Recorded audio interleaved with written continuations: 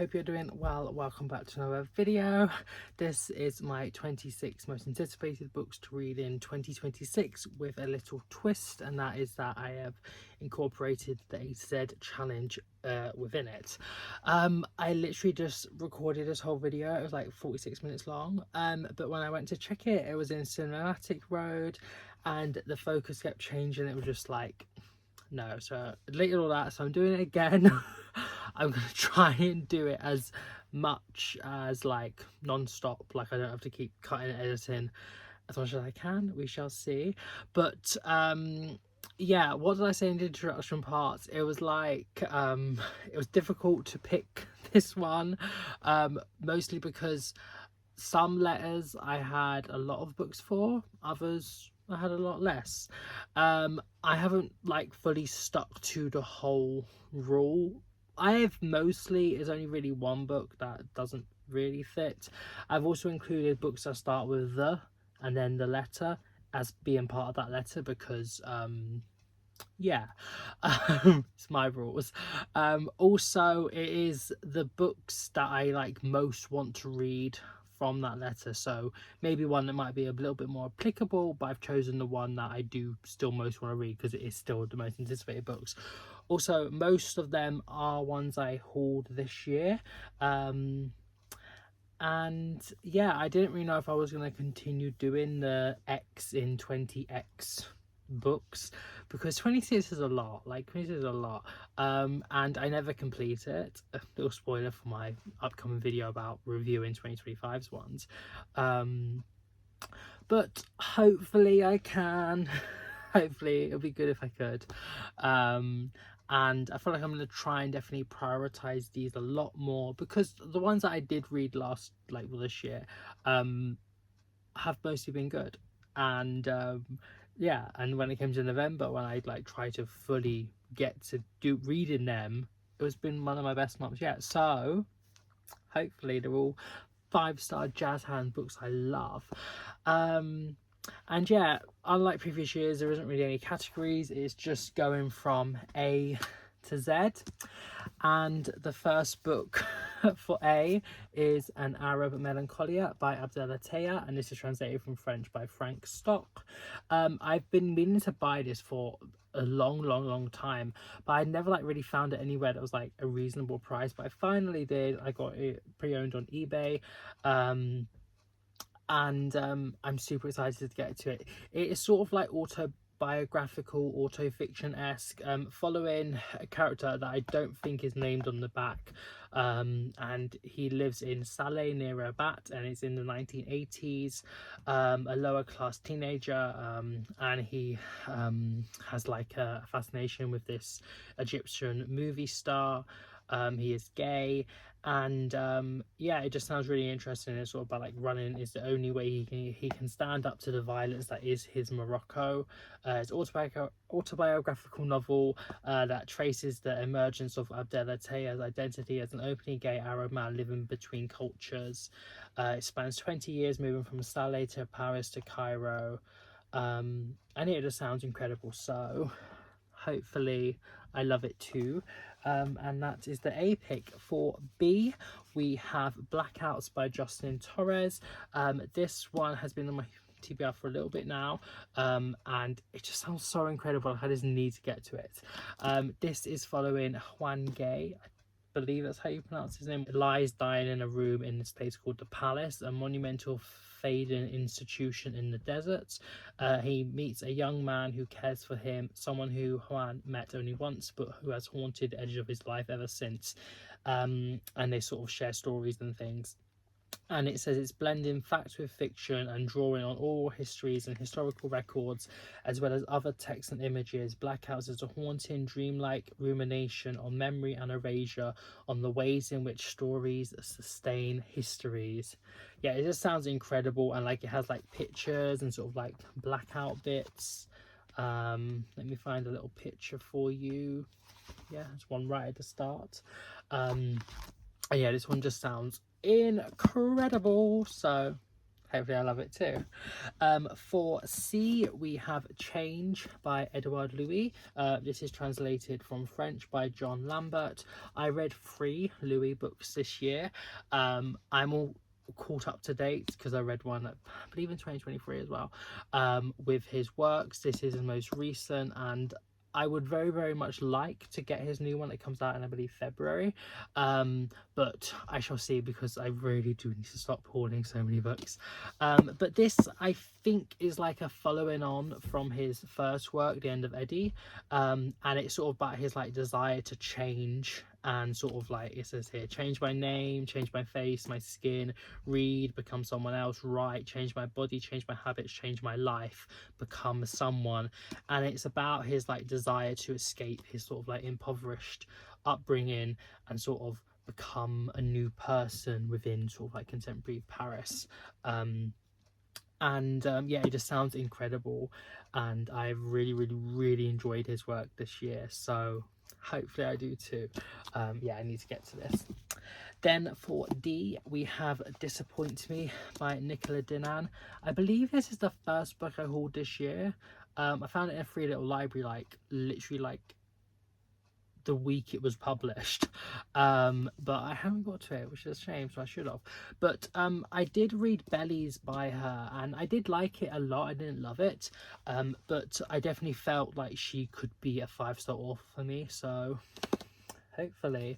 But this is following a young 30-year-old trans woman, still young, called Max, who's a published poet, and like sort of legal counsel or something, and she meets with someone called Vincent, who is a corporate lawyer, and his sort of like trad friendship, and he has his own sort of past baggage when he went on a gap year in Thailand.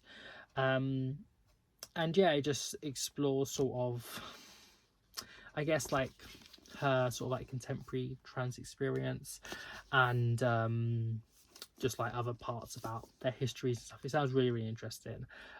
So hopefully I love that. Then for E, a book that I 100% should have read this year. Oh god, they're all falling now. The Emperor of Gladness by Ocean Vuong, a book that I've like wanted to read like before it came out, and like it's been so many people's 5-star, like one of their best of the years. So why did I get to it this year? I do not know, but hopefully 2026 is the year. This follows a young man, 19-year-old Hai, who is sort of planning to die by suicide, jumping in a like off of a bridge, and then he hears a voice of someone, this elderly widow called Grazina, who is succumbing to dementia, and then he starts sort of like caring for her, and over the course of the year the unlikely pair develops a life-altering bond, one built on empathy, spiritual reckoning and heartbreak, with the power to transform Hai's relationship to himself, his family and a community on the brink. It says cycles of history, memory and time. It shows profound ways in which our lives are changed by the most unlikely of people. And yeah, there was a bit that like was really interesting. Oh yeah, at the bit right at the end. How far I can go. It says, Ford's paints an unforgettable story on unexpected friendship and how far we would go to possess one of life's most fleeting mercies, a second chance. And yeah, at the start of this, I think it's the first line is just, I'm just like, I need to be back in this man's world. Like his brain is just incredible. The hardest thing in the world is to live only once. Come on. On Earth Really Gorgeous, love. I read it 2024, second favorite of the year, like kind of joint favorite. I did read his poetry this year, which was one of my 25. Wasn't that keen on it, but it was still like I kind of want to read his novels. Yeah, it's quite a bit longer to be honest. Also, it got a little bit damaged like in the, because I left it in the thing, so it's like curved now because I left it in the like the packaging thing it came in. But hopefully I love it. Then we have F, and yeah, as you can see, like that one was the Emperor and this is the final. It Counts. The Final Act of Juliet Willoughby by Ellery Lloyd. This one I sort of got as a recommendation from Meg Reads or Meg with Books. I think I love her channel and her videos so much, and she absolutely loved this book, so I'm sort of taking her word for it. But yeah, this one sounds really interesting. So it's in 3 time frames: Paris in 38, Cambridge in 1991, and Dubai now.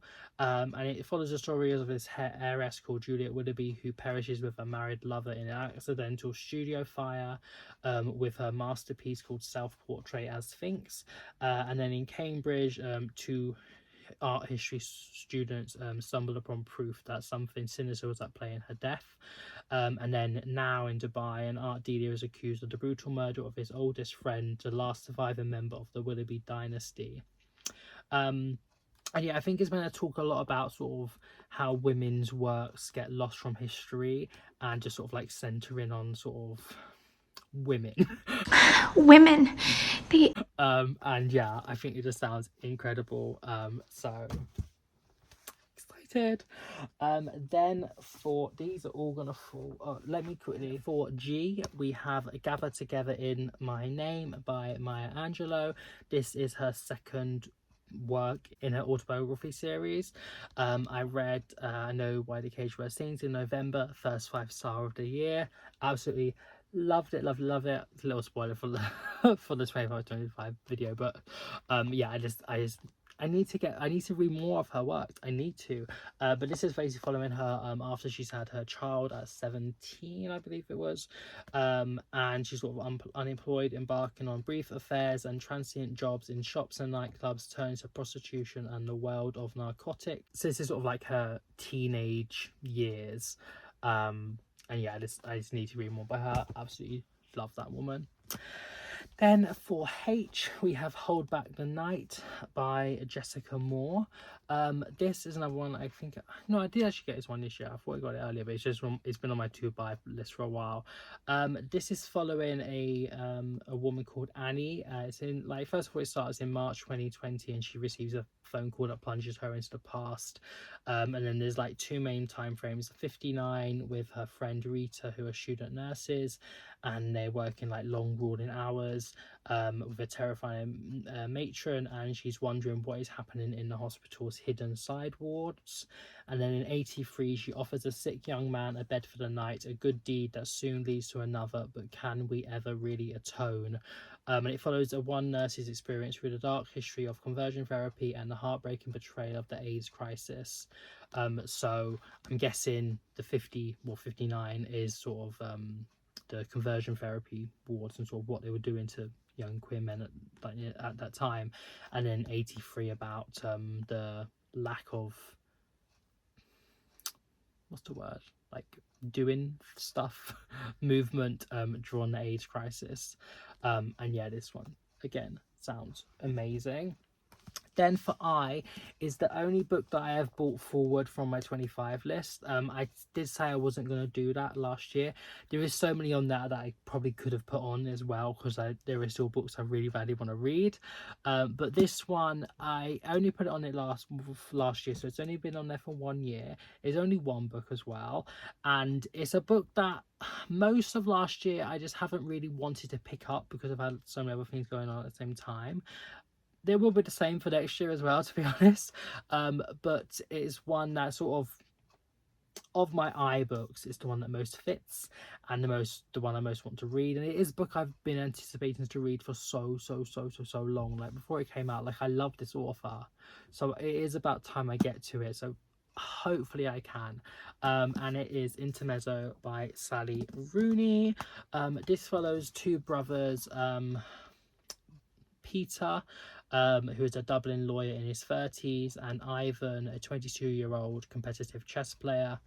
And it's about them sort of coming to terms with their father's death, and just like, yeah, a chance to find out how much one life might hold itself without breaking. Does that make sense? I don't know. But yeah, it's sort of like grief and sort of like their lives and sort of like their, like, I believe, like different relationships they have and stuff. So yeah, excited. Hopefully I can get to it next year. I need to. Then for J, which was difficult to be honest. Like I don't have many J books, and I don't really know where many of them are. To be honest, I can't really see any. But this one, I think, is probably the one I most want to read, and it is one that so many people have loved. So hopefully, I can do too.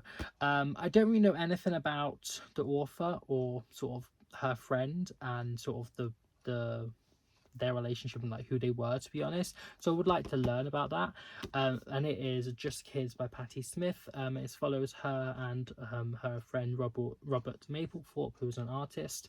And it's just like, it sounds so good. It begins as a love story and ends in an elegy. It serves as a salute to New York City during the late 60s and 70s, and to its rich and its poor, its hustlers and its hellions. A true fable is a portrait of two young artists' ascent, a prelude to fame. So yeah, I don't really have that much else to say about this book. It's all like a autobiography or like biography, sort of memoir-esque about their relationship and sort of where they lived, like New York at the time. But yeah, like I said, so many people have loved it, so hopefully I can do too. And then finally in this little stack we have K. Another one a little bit difficult. I was going to put Catabatas on here, but I didn't end up reading it. So I've changed it to a book that I feel like I haven't got many genres so far. It's been mostly literary, but I have got a few ones. But I thought I'd put a YA sort of middle grade book on that, and that is Kidi by L. McNicol. In 24, I read the original one in this sort of duology, A Kind of Spark, which follows her sister Addie. And I did really enjoy it. This is the prequel, which follows her older sister Kidi. Yeah, it's sort of like Firecracker Kidi has had enough of bullies and has had enough of conforming to convention as she sets out to right wrongs and stand up for the truth. The sleepy town of Juniper is about to wake up and see that Kidi is one of a kind. So yeah, she's an autistic main character, and it's sort of about like, I guess, her experience in school and sort of, you know, who she is and stuff. So yeah, definitely want to read this. Now we have L, and I have chosen The List of Suspicious Things by Jenny Godfrey. This one that I have been meaning to read for a long time as well. It's been on I've had it for a while.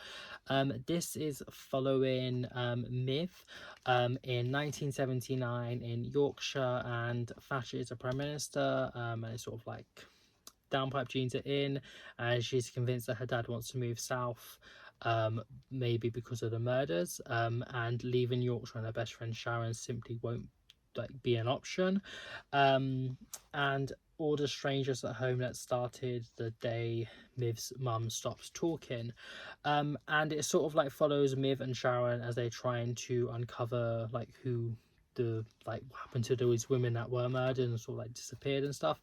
It's like a fictionalized account in some sense of living under the Peter Sutcliffe sort of murders within Yorkshire at the time, and sort of the like that time frame.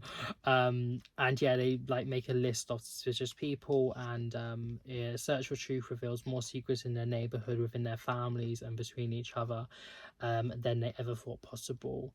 And yeah, it just sounds really interesting. It is chunky, it's very chunky, to be honest. But I would love to give this book a read, so it is going on the list. Yeah. Next is Mothers and Sons by Adam Hazlitt.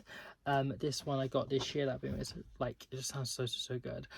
This follows a mother and a son, Peter and Anne, and Peter is 40 at the time. He's an asylum lawyer in New York City, and then a particular asylum case of a young gay man pierces Peter's numbness and hearts back to an event that he has wanted to avoid for 20 years, like returns to him.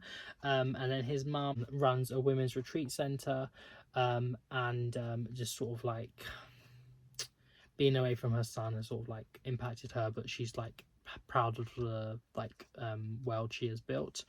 And then it says, as Peter's case plunges him further into the fraught memory of his first love and the night of the violence that changed his life forever, he and his mother must confront the secret that tore them apart. Unsurpassed emotional depth, Mothers and Son reveals all that is lost by looking away from the past and the love that might be restored from facing it. Sounds amazing. Amazing. So many books sound so good. So yeah, I hope I love this. Following on the theme of ones that just sound so good is N with the Night Alphabet by Joel Taylor. I did read her poetry book, Unto and Other Poems. I want to say in 2023, and I did really enjoy it. And this is her first novel. It's like chunky. I've actually put quite a few chunkers on here, but this is meant to be Hackney in 2233. So like in the future, and it follows a woman that walks into a tattoo parlor that is covered in tattoos, and she wants one final ink into a gallery, a thin line that connects the haunting images of her body art together, creating a unique and mysterious map. As two artists set to work, she tells them the story behind each image, and no ordinary woman. These are no ordinary stories. Each one represents a doorway to a life she fell into, a remembering. Set across geographies and time spans, the Night Alphabet is a deep and bold investigation into violence, resilience, and women's stories. Come on. Women's stories matter. Yeah. Incredible, like sounds so good. Then we have O, which is one I didn't really know what to pick for O, to be honest. I had a few options, but I've decided on Old Enough by Hayley Jacobson, which is one I literally just hauled like last week. I got it like pre-owned on Vinted, that I've been wanting to read for a long time. It's been on my list. This follows Savannah, or Sav, and she's in the second semester of her sophomore year of college.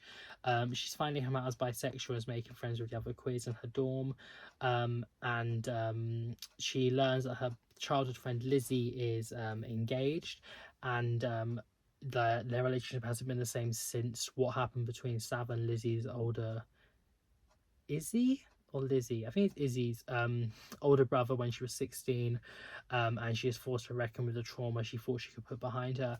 And on top of it, she can't stop thinking about Wes from her gender studies class, who I believe is like non-binary, and like that can they be something.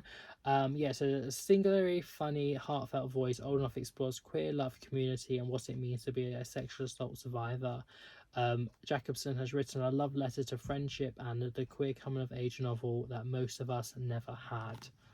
So yeah, sounds so good. I love American copies. They're so nice and floppy. Oh, they're so nice. So I'm happy I've got a nice floppy one on here. For P, we've got another chunky one, Penance by Eliza Clark. Again, I've had it for a while. I mean to read it for a long time as well. This is like a fictionalized account of sort of true crime, following a woman called, like, the work of journalist Alec Carelli, who has written a definite account of a crime that happened nearly a decade ago about a horrifying murder of a 16-year-old Joan Wilson in a seaside town. And in this feat of investigative mastery, Crowley's book is built on hours of interviews with witnesses and family members, painstaking historical research, and most notably correspondence with the killers themselves. And the only question is how much of this story is true. So yeah, so many people have loved it, and it's meant to like really do a good job at bringing a sort of like British seaside setting to us, and yeah, it sounds so good. So again, I need to stop repeating myself, but I hope I love it and I hope I get to it. Next is a book that like Q is hard, but this one I instantly knew I'm picking this one. And I actually went to a talk by the author when I was at university. They came and like talked about this book, And it just sounded so good. So I was like, I mean, I had so many books to like bring home already, so I was like, I'm not gonna buy it, and it was also only in hardback then, so I was like, I'm just gonna wait. It's be put on my list, but I did finally get a copy. And it is Queer as Folklore by Sasha Coward. Just it sounds so good. It's sort of like takes readers across centuries and continents to reveal the unsung heroes and villains of storytelling, magic, and fantasy. Features images from archives, galleries, and museums around the world, and each chapter investigates the queer history of different mythic and folkloric characters, both old and new. And yeah, it's all about like a celebration of queer history like you've never seen it before, and sort of like to understand who queer people are today, we must confront the twisted tales of the past. And yeah, it sounds so good. It's like a non-fiction book. Yeah, cannot wait. Finally, for this little stack is another non-fiction book, one also that is big, but one that I just cannot wait to get to it. It is Reach for the Stars by Michael Cragg. Also, I got this as a recommendation from Meg with Books, or Meg Reads. I think that's her name. I'll put it in the description below if you haven't like watched any of her videos, but like they're so good. And this is a non-fiction book about sort of 1996 to 2006 Fame, Fallout, and Pop's Final Party. It's about sort of like the emergence, the heights, and the downfall in some sense of sort of Britpop artists like Spice Girls, Steps, S Club 7, Sugar Babes, who else? I mean, there are some women in there as well. Busted, McFly, Bewitched, Sailor V, yes. Blue, Mystique, Hearsay, Billy Piper, All Saints, Will Young, Craig David, Atomic Kitten. So many different people, and it's sort of like interviews with them, and like it's just like, oh, it just sounds so good, so good. I love Britpop, especially like, well, the past, like I've always loved it, but like specifically the past 2 years I've been listening to so much Britpop, like Steps, S Club, Spice Girls. Like I just love it. It's like so nice. Like, yeah, maybe it's not as like meaningful as like Adele or something, or but it's just like, it's just fun music, and it's really nostalgic. And yeah, I just want to like learn about sort of the history behind it and stuff. So I love it. I love the sound of that book. Now for S, and we start a sort of flurry of queer fantasy books, which isn't for me, to be honest. Like I barely ever read fantasy, but like these ones just sound so good. So hopefully I love them. S is Sorcery and Small Magics by Mega Ducey. This is a beautiful copy that I got. I think is it Fairy Do? Yeah. That I got pre-owned. And like it's stunning. It's stunning. Like the end papers. Shut up. That is beautiful. I just like every time I look at this book, I'm like, you're beautiful, you're pretty. Anyway, the story is that it's following Leo, who is like a master of small magics. He can summon like little things and stuff, but then when he tries to do something more, it sort of blows up in his face, and he's vowed to never use powerful magic again, until a mix-up involving a forbidden spell binds Leo to obey the commands of his longtime nemesis Sebastian Grimm, and they need to find a counterspell fast. Chasing rumours of powerful sorcerer with a knack for undoing curses, Leo and Grimm enter the unquiet wood. And to dissolve the curse, they'll have to uncover the true depths of Leo's magic, set aside their long-standing rivalry, and much to their horror, work together, even as an odd spark of attraction flares between them. So yeah, I hope it's like beautiful inside as it is on the outside. Next is another queer fantasy, Till Death Do Us Part by Rose Black.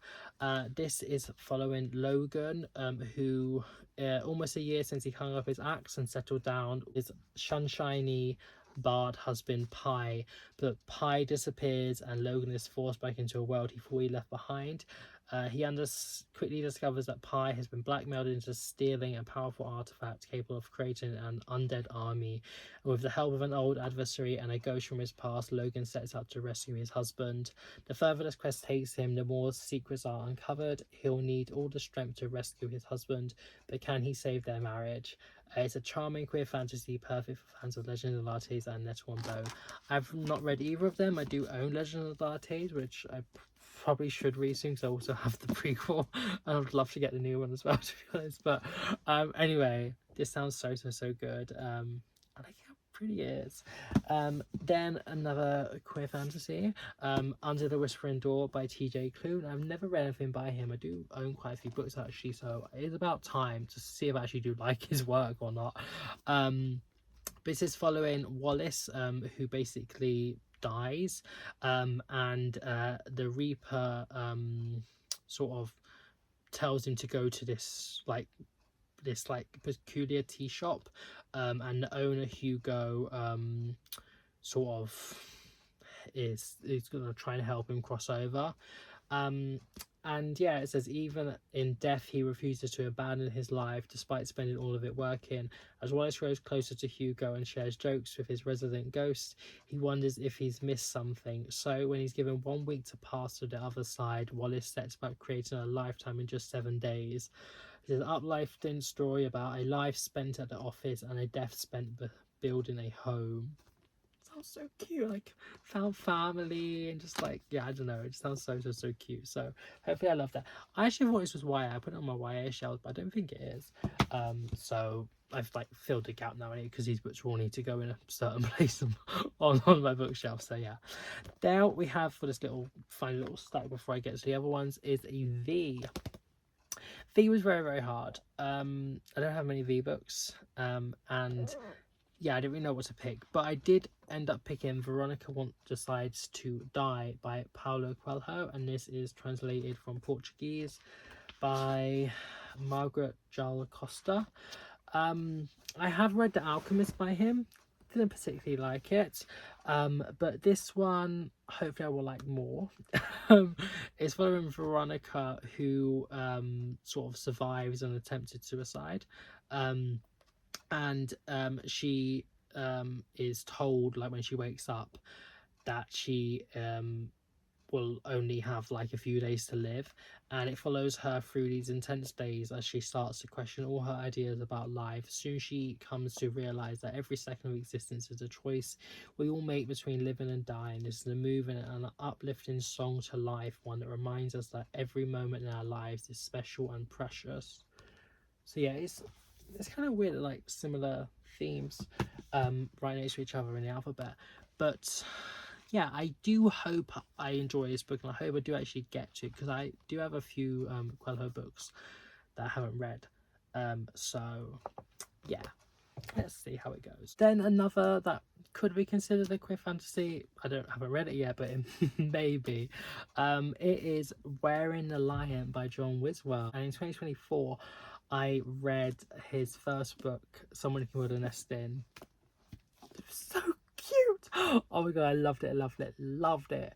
Queer fantasy horror, sort of gruesome, just yeah, I loved it. Romance as well, to be honest. But this doesn't seem the same, but hopefully it still has that sort of cuteness in a sense. But yeah, this is like a Heracles or Hercules retelling.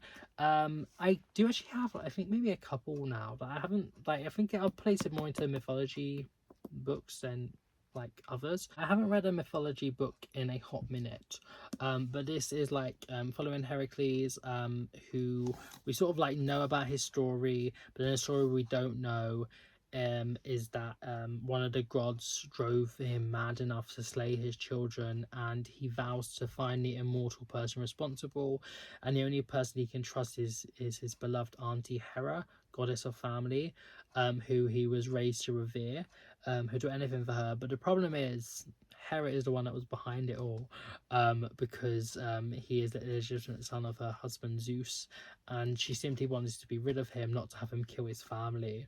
So yeah, so it's a novel of found family, of love and loss, and of forgiveness. This is a legend as it has never been told before. So yeah, I'm super excited to this. It's such a beautiful cover as well. I'm a little bit apprehensive, in all honesty, because of how much I love Somebody Birds, and it is sort of seems quite different to that. But it is good to have variation, and with like the found family element that it says, hopefully I will love it, because I really like found family. I think it's like one of my favorite like sort of subgenres. Next is the one that is the least applicable for being this letter. The only reason being is I don't think I own a single X book, and I didn't really want to buy any more just to fulfill the challenge. And I could maybe do sort of like, it's like the X Hex or Experience, which are two books I do own as well. However, I think this one is still quite applicable because of how like important the X is in the title. I'll just show it. Biography of X by Catherine Lacey. This book is called Biography of X, but it's also a book that is written by someone called CM, who was the widow of someone called X, and it's them, CM, writing the biography of this person called X, who was her wife, I guess. That's, yeah. So X is so important to the book because that's the main character and like the name. Anyway, this X person was iconoclastic artist, musician, and writer, and she died suddenly. And in this work, CM hurls herself into writing the biography of the woman she defiled. And the story will lead her deep into the Southern Territory, which is a fascist theocracy that split from the rest of the USA after World War II, before revealing the full weight of X's secrets and the depth of her betrayal. So yeah, another chonker, but hopefully this is good, and I'm counting it as X. Don't talk to me. Now, penultimately, we have Y. Again, a little bit difficult to choose. Had a few options, but I've decided to go with YN by Esther Yee. This is following I don't know if she's named, a Korean American woman who's living in Berlin, and she has an obsession with someone called Moon, who is a K-pop idol, and it sort of sends her to Seoul on a journey of literary self-discovery. Yeah, just sort of about like, it's sort of like fan culture, but also it has like lots of other things to do with it as well. And sort of like she started writing a fanfic, which is like YN, sort of your name. Yeah, it sounds really good. Another reason I chose this is because I'm doing my Diva Dictates videos all next year. I have an announcement video, and I feel like quite a few songs sort of deal with sort of like fame and fandom and sort of idolizing sort of certain people, or like being the perfect celebrity or something. I feel like this book would be quite applicable to read if I get any of those sort of songs. And finally, we have Z.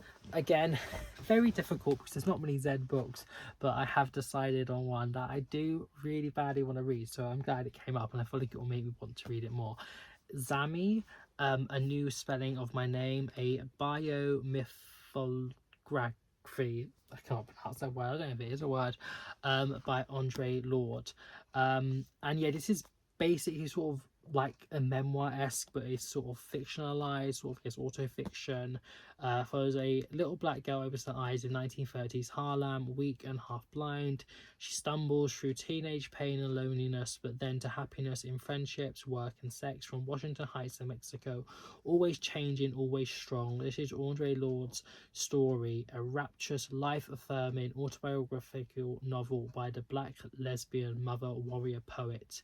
And it apparently changed the literary landscape, so that's interesting. So yeah, I'd love to read this book next year. And with that, we have finished 26 in 2026. Don't know much else to say. Stay tuned for my 2025 update video and more videos to come. I hope you enjoyed it. And if you've got any recommendations, would all these sound incredible. It's given 5 stars, it's given 6-star energy. Come on, let's get those stars. Anyways, have a nice morning wherever everyone in the world, and I shall see you very soon. Bye.